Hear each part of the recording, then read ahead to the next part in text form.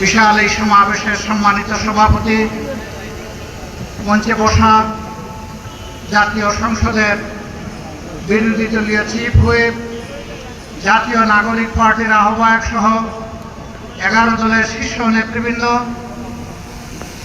প্রিয় দেশবাসী ভাই এবং বোনেরা, সাংবাদিক বন্ধুগণ, অত্যন্ত দুঃখ ভারাক্রান্ত হৃদয় নিয়ে আজ আমরা আপনাদের এই জাতিকে আল্লাহ তাআলা আমাদের ছাত্র, শ্রমিক, যুব জনতার আন্দোলনের মধ্য দিয়ে মাত্র 2টি বছর আগে আমাদেরকে মুক্তি দিয়েছিলেন।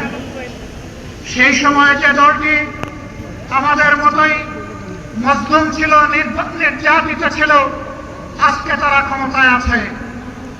তারা তখন প্রত্যেকটি হত্যাকাণ্ডের বিচার দাবি করেছিল। নির্বাচনের সময় তারা বলেছিলেন